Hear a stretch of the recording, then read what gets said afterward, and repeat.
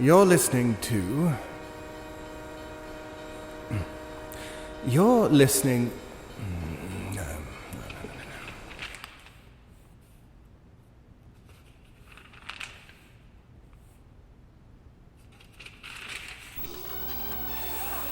You're listening to... You're listening to... Really?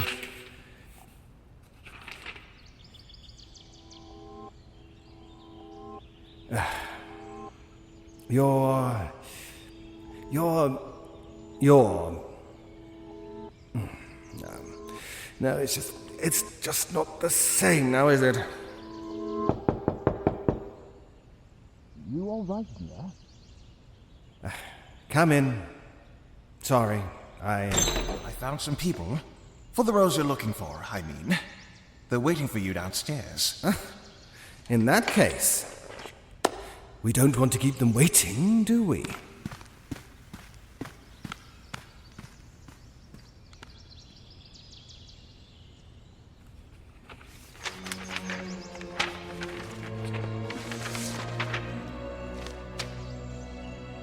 The Parables Allegory is an abstract horror audio drama about 6 individuals that find themselves trapped within an otherworldly library, and the narrator that tells you of the echoes of past stories they've lived and the endings they'll have to face. Stories of inevitability, defiance, hauntings, and hope, however that may mean for each of them. You can hear more from us at Jack-Consolations on Tumblr, at JackoConsole, 1M, one word, on Blue Sky, at Jack.Consolations on Instagram, and at Parables Allegory, one word, on TikTok. Thank you for your time and attention.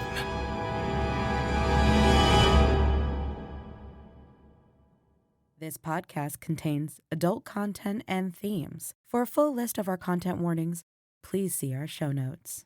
Listener discretion is advised.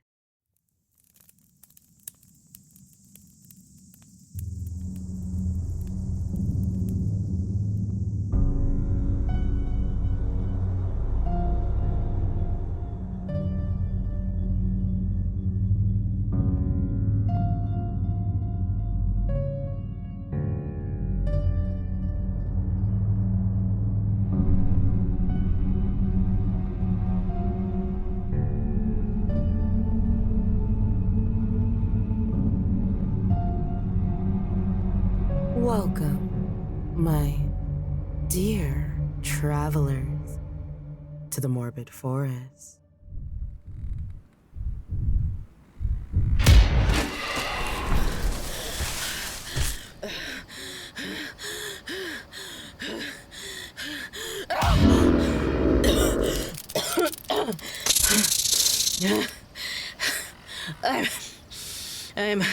I'm trying, but it's kind of hard when you are being battered by a 2-ton behemoth who doesn't know their place.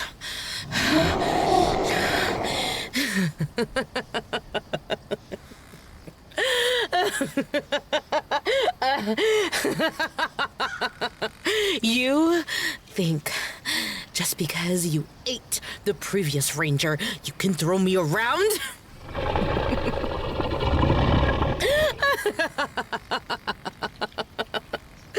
Remember this when you are off licking your wounds. I do not fear you.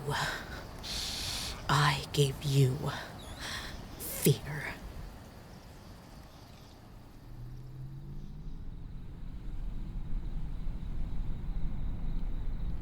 The moon has enemies, said Townsend.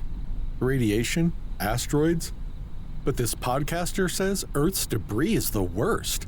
The SUV's high beams brightened a black snake of a road, curling around Looking Glass Falls. Park Ranger Townsend sank into the passenger seat, mouth chock full of bubblegum, arm dangling out of the window. Ranger Cortez gripped both hands on the wheel, stiff posture and bug-eyed.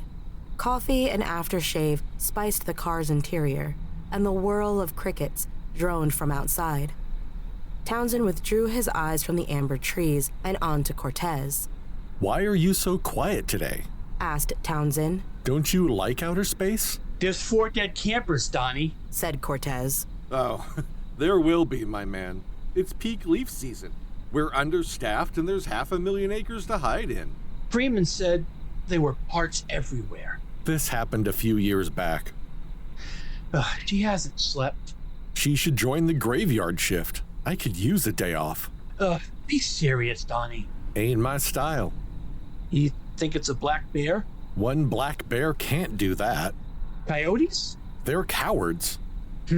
Wild dogs? As much as I hate dogs, I wouldn't bet on it. Something bigger. What's bigger? A long time ago in France, people got eaten by the king's escaped hyena. We're not in France, Donnie. You going to act like this the entire shift? People expect us to do something. We'll wait for the next one. Yeah, I'm not comfortable with that. Then, Townsend spit his gum outside the car. what do you propose? Let's go check up on some campgrounds. You aware how many there are in Fisga? Something is better than nothing, Donnie. Suit yourself. Avery Creek is popular. It's this next right. Thank you. The patrol SUV cut through fall foliage onto a gravel lane. Bouncing along dips and depressions, the path stretched to a patch of grass along the shore of a rushing brook, surrounded by cars. A single orange and gray tent sat inside the grounds, lit by a campfire, surrounded by teenagers.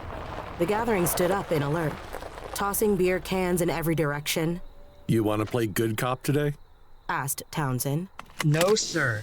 Cortez pressed a wide-brim ranger hat over his ponytail head of hair. Today, I'm a bad cop. The pair stepped out of the SUV together, flashlights beaming into every eye staring back. Teens' shielded faces letting their leader come forward. Oh, hey, officers. Said a red-haired boy. Is there a problem? Always a problem with underage drinking. Said Cortez. Are you aware that you're in a federal park? Any offense is a federal offense. Now. Said Townsend. I'm confident they were not aware. Ain't why we're here either. Said the red-haired boy, zipping his flannel coat. Is there something we can help with? You youngsters see anyone else camping here? I don't think so. What about the couple who smoked that J with us? Asked a girl in a beanie hat. Oh, I forgot about them. That was before sundown. Smoking a J? Oh, it's like a type of cigarette. Which way they go? Up that path, sir. Flannel boy pointed eastward. Said they were shrooming. Taking an astral journey. What does that mean? Oh, it's spiritual, officer. Well, Said Cortez, scratching his scruffy chin. I hate to break up fun, but something out here killed 4 campers last night. Whoa! You're kidding me! We don't kid. I'm afraid my partner's right. We need to shut this down. Park is closed. Okay, officers. Said Flannel boy as his friends gathered coolers and blankets. No worries. Cortez and Townsend watched as the teen camp packed and retreated into used cars and a smoke-belching minivan. Leaving a single hybrid hatchback in the lot, Townsend waited for the last vehicle to leave before turning to a smirking Cortez. We don't kid? Townsend said in a brooding voice. I needed that. What do you want to do now? Let's find our spiritual shroomers.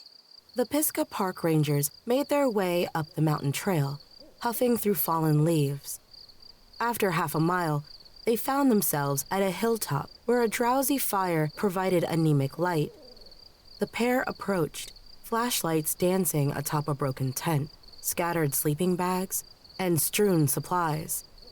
An empty box of beef jerky, Ziploc bag of dried mushrooms, and a used condom spread around the grounds. Cortez and Townsend exchanged looks. Hello? Park rangers? Ain't no one here. Spread out. The duo searched the camp. Cortez investigated the lopsided tent, where hiking bags and a styrofoam chest filled with food sat untouched. He looked to a broken tent pole, where a patch of honey-brown fur clung to the fiberglass elbow.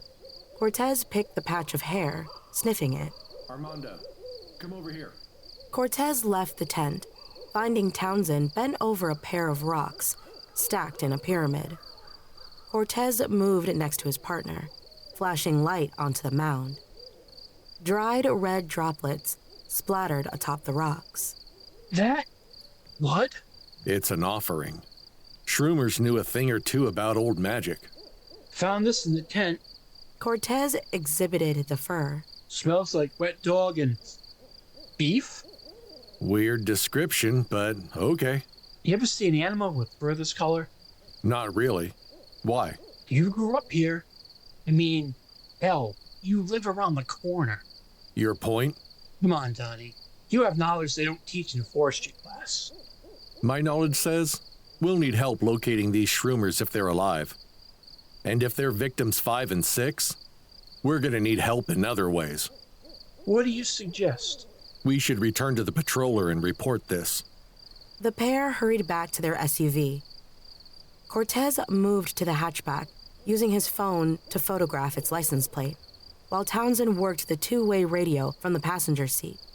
After taking photos, Cortez aimed his flashlight across the embers of the teenagers' abandoned fire, crushed beer cans, and a bag of Doritos littering the clearing.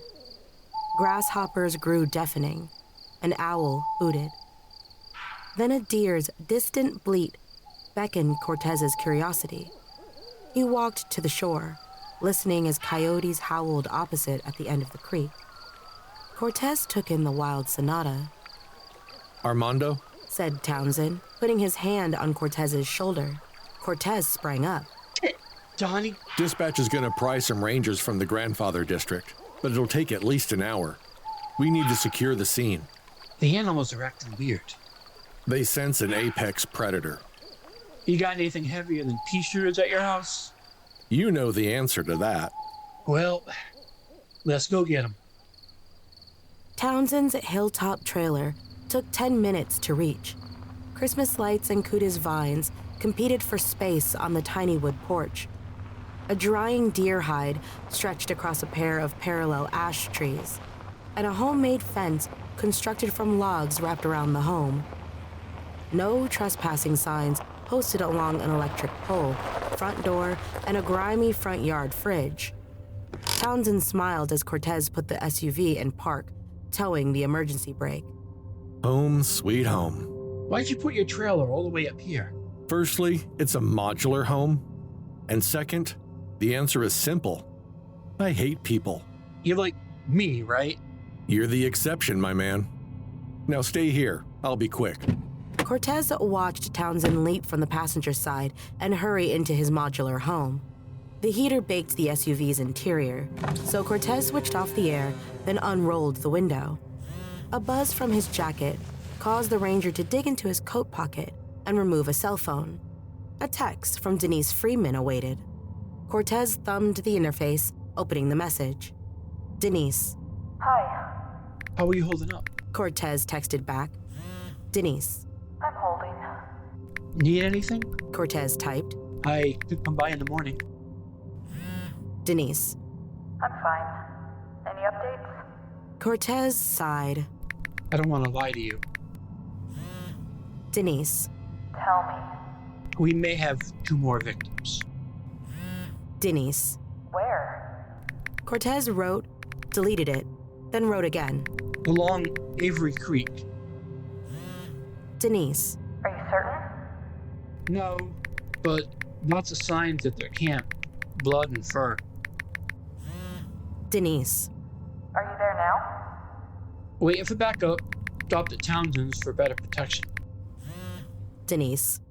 He's nuts. Maybe, but I'll bet he's gonna come up with a bazooka. Cortez watched as his last text returned unsent, the bars on his cellular signal tumbling to 0. Freaking earth debris. After a minute of cooling off, Cortez turned back to the dashboard and turned the heat low. His eyes trailed down to the two-way radio mounted beneath the temperature dials. To his bewilderment, its red power bulb remained unlit. Cortez removed the radio's microphone and pressed its button. 07, this is 1011. Cortez on standby. Requesting update on units to Avery Creek. Silence. 07, do you copy? The radio remained quiet. Shit. Cortez shut off the car and left for Townsend's door. As he did, a deafening branch crack echoed from the woodline. Donnie, Cortez banged on the entrance, watching over his shoulder. the radio was out. You still have that backup? No one answered. Leaves rustled near the SUV. Guess it's Ignore Armando Day. He tested the door handle, and after finding it locked, moved to the heavy side gate, entering the backyard. A half-acre of lawn decorated with a single fold-up chair next to a portable fire pit loomed. Further away, a rail spike pinned down a chain leash, and a half-dozen broken bottles stood on the end of a bullet-ridden fence. Cortez looked for a back door when his jacket buzzed. He removed his phone, staring at the lone signal bar and a message from Denise. Ready for war, my man? Cortez whirled around, hand on his sidearm. Shit, you did it again, Donnie. Sorry. Said Townsend, a pair of hunting rifles in his hands. Look at these beauties. Hey, the two-way isn't working. You got that backup still? Tossed it. I'll fuss with the patroller's radio at Avery Creek. Everything is weird tonight. Said Cortez, poking his phone. A shriek like a broken-hearted widow, mixed with car tires, screeched from the forest. Red Fox. You see what I'm saying, though? Last night was a full moon, but it's still waning tonight. Lots of power in these lands. You sound like you're shrooming, too. Sorry, you get weird when you're all alone. I'd say adopt a pet, but it looks like the last one didn't work out. Thought you hated dogs. I do. Said Townsend, handing Cortez a scope rifle. Here, this should do the trick. Cortez pressed his eye into the scope's glass and aimed at the broken bottles atop the fence. He targeted a brown Budweiser bottle, but his attention leapt to a unique mound of stones next to it. A pyramid, like the one at the previous camp, lingered. Cortez paused, then trained on the bottle and squeezed the trigger. The rifle clicked. She ain't loaded yet. Cortez lowered the rifle. He looked at Townsend with a readied inquiry before swallowing his words. Townsend held a half-eaten beef jerky in his free hand, biting its top off. What's wrong? I got a text. Shocked you got a signal up here. Cortez handed Townsend the rifle, then removed his phone. Denise. Were there stones? One thing that troubles me were rocks stacked at the crime scene. Animals don't do that. I hate to keep being weird, but can you imagine the strength this animal possesses? I mean, 6 victims in 2 nights? We're not sure if it's 6, Donnie. Said Cortez, glancing at Townsend's honey-brown bangs. I suppose you're right. Let's get back. Don't want to miss Grandfather's district's arrival. We have time. Hey, remember when I said I knew things other rangers don't? Yeah. What if I told you that's true? What do you mean, Donnie? A lot of phenomena in these mountains. Brown mountain lights, moon-eyed people. Those are legends, Donnie. Not all of them. Maybe it's our proximity to the stars, but the night pays special attention to these lands, and it doesn't like what it sees. You suggesting the night killed these people? Not the night, the moon. You're messing with me, right? Serious isn't your style? Afraid not this time, my man. The moon has sway over every living being, whether beast or man. Sometimes it's a special sway. Sway over you, Donnie? You see what I see. Look at tonight. People don't respect the wilds anymore. With trash and drugs everywhere. You think the killer is protecting these mountains? I know it. But it's getting harder to do it alone, my man. Sure could use a partner. Donnie? Cortez placed his hand on his sidearm. Did you kill those people? You know the answer to that. Cortez removed his pistol and aimed it at Townsend. Put down the rifles, Donnie. The moon likes you. Townsend laid down the weapons, removed his hat, and placed it atop the rifle. He unzipped his ranger jacket. What do you think? Clean this area up with me? Donnie, not sure if it's drugs or stress, but you need help. The moon didn't appoint you for shit. Wanna bet? His eyes flashed like cinders from a wooden flame. Bone cracked as Townsend's neck jutted wider. Cortez didn't wait, retreating toward the front yard. The fauna of the wilds wailed throughout the woods as Cortez pushed through the side gate to the car. Cortez shoved the keys in the ignition and the engine revved. But as he backed out, the wheel dragged. 07, this is 1011 Cortez. Do you copy? Cortez drove in reverse, the SUV traversing a backwards U-turn slower than a person could sprint. Static crackled from the once dead radio. I need an answer, Armando.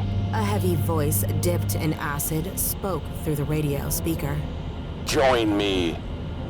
Cortez discovered the engage emergency brake and freed it. He shifted the car into drive and pressed hard onto the gas.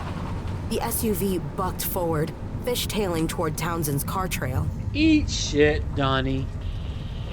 Too bad, my man. Cortez took turns with reckless conviction until reaching the main road. The radio crackled as he floored the gas pedal, peeling on the asphalt. The moon, blazed in silver, stared down indignantly at the patroller. Cortez drove 1 block, 4, then a mile before easing off the gas. He removed his cell phone, dialing 911 while driving. The call dropped from a weak signal, so Cortez opened a text. Denise, there were stones. Cortez texted. An immediate text wrote back. Denise. Then the killer isn't an animal. No, it's Donnie. He is a... But before Cortez pressed send, he flashed his eyes up on the road, then slammed his brakes. A nightmarish howl forced the car, cell phone, and radio to power down. A colossal bipedal creature, forged of claw and fur, brawn and swiftness, hell and earth, stood in the road. Cortez tried the ignition, but when nothing happened, he opened his car door and raced in the opposite direction of the horror. There was another howl. Then Cortez let out a scream as rapid traveling paws closed in on him.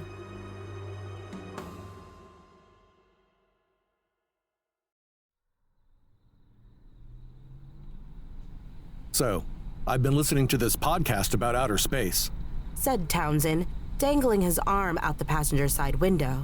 Did you know our moon is struggling for its life? Denise navigated the patroller through the night roads. Why did Armando go alone? He wanted to look at stones. I told him to wait for backup, but, well, you know Armando. This is all my fault. Oh, don't be too hard on yourself, Denise. Whatever this animal is, it's exceptionally dangerous. Ain't the first time this has happened either. I don't think it's an animal, Donnie. Well, whatever it is, I'm just glad you moved to the graveyard shift. Amidst everything, having a partner sure is helpful.